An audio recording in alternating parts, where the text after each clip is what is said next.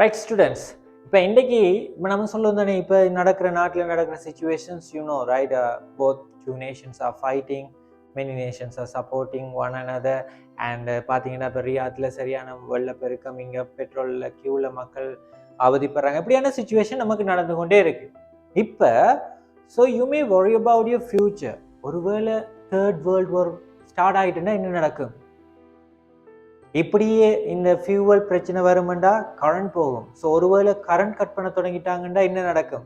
So ஒருவேளை இந்த விஷயம் நடந்தால் என்ன நடக்கும்ன்றதை நம்ம டே டு டே லைஃப்பில் கம்யூனிகேட் பண்ணுறோம் என்ன. அப்போ அதை இங்கிலீஷில் எப்படி எக்ஸ்பிரஸ் பண்ணலாமன்றதை இந்திய லெசனில் நான் உங்களுக்கு சொல்லித்தரப்போகிறேன். பார்த்தோம்னா வெரி சிம்பிள் அண்ட் இன்ட்ரெஸ்டிங்கான லெசன். இப்போ இதுக்கு நான் யூஸ் பண்ணுற பேட்டர்ன், இந்த ஒருவேளை இது நடந்தால் என்ன நடக்க போகுதுன்னு நான் கேட்குறதுக்கு யூஸ் பண்ணுற பேட்டர்ன் வந்து சிம்பிளான pattern. You have already studied. So here, what if ஒருவேளை இப்படி நடந்தா, ஸோ அங்கே நான் என்னத்தை பாவிக்கலாம்ன்றது சிம்பிளா நீங்க ஞாபகத்தில் வச்சுக்கொள்ளுங்க. இந்த வாட் இஃபோட நான் சிம்பிள் ப்ரெசன்ட் டென்ஸ் பாவிக்க போறேன். இந்த வாட் இஃபோட சிம்பிள் ப்ரெசன்ட் டென்ஸ் பாவிக்க போறேன். அப்ப நமக்கு இந்த பேட்டர்னை நான் எங்க பாவிக்கிறேன்டா, we use this pattern to talk about the possible situation in the future. It can be your worries, maybe the imaginations, maybe your suggestions. So we use this pattern. அப்ப அதுக்கு நாங்க என்ன செய்யறோம், இந்த மாதிரியான பேட்டர்ன்ஸை நாங்க யூஸ் பண்றோம். அப்ப நான் சொன்ன மாதிரி இப்ப இதே வார், இப்ப பாத்தீங்கன்னா ரெண்டு நாட்டுக்கு நடக்கிற இந்த வார் வந்து கண்டினியூ ஆகும்டா, மூன்றாவது உலக போர் வர்றதுக்குரிய சான்சஸ் இருக்கலாம். ஒருவேளை மூன்றாவது உலக போர் வந்து ஸ்டார்ட் ஆயிட்டா என்ன நடக்கும்? அப்போ அது எப்படி நான் இங்கிலீஷில் கேட்க போகிறேன். அப்போ இதுக்கு நான் பாவிக்க போகிறது என்னது, வாட் இஃபோட சிம்பிள் ப்ரெசன்ட் டென்ஸ் பாவிக்க போகிறேன். அப்போ ஃபர்ஸ்ட் ஒன், மூன்றாவது உலக போர். அப்போ எப்படி வரப்போகுது, the third world war breaks out. So இதுக்கு நாங்கள் என்ன சொல்லுவோம், பிரேக்ஸ் அவுட்னு சொல்லுவோம். மெயின் உலக போர்ன்றது வந்து சாதாரணமாக தொடங்குற விஷயம் இல்லை, அது நிறைய நாடுகள் இன்வால்வ் ஆகி ஒரு பிரச்சனை வெடிக்கிறது. அப்போ அந்த உலக போர் வந்து வெடிக்குதுன்னு நாங்கள் சொல்லுவோம். So what if the third world war breaks out? இப்போதான் நீங்கள் உங்களோட எக்ஸாம்ஸை முடிச்சுட்டு உங்களோட லைஃப் ஃபியூச்சரை ஸ்டார்ட் பண்ண போறீங்க, அதுக்குள்ள இந்த பிரச்சனை. What if the third world war breaks out?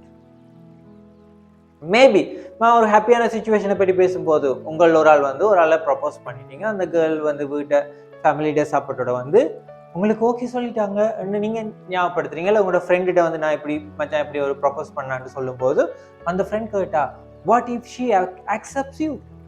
What if she accepts you? What if she accepts you? அவ உன்னை ஏற்றுக்கொண்டா, அடுத்ததான் நீ என்ன செய்ய போறா? What if she accepts you? She என்று வரக்குள்ள தேர்ட் பர்சன் சிங்குலர் இருக்கிற வேர்ப் ஃபார்ம்னா நீங்க யூஸ் பண்ண போற.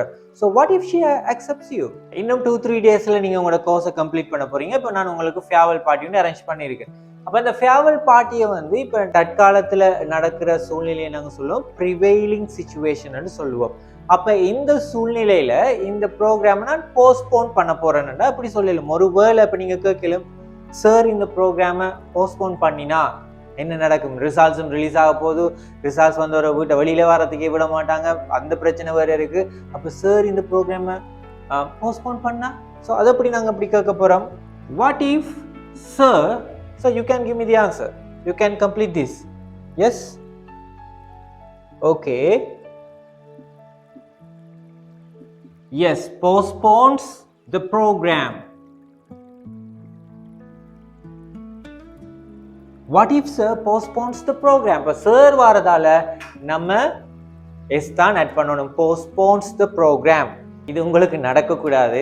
எக்ஸாம் ரிசல்ட்ஸ் வரப்போது ஆல்ரெடி கவர்மெண்டால இன்ஃபார்ம் பண்ணியிருக்காங்க. இப்போ நியூ இயருக்கு முதல் ரிசல்ட்ஸை ரிலீஸ் பண்ணுன்னு சொல்லி.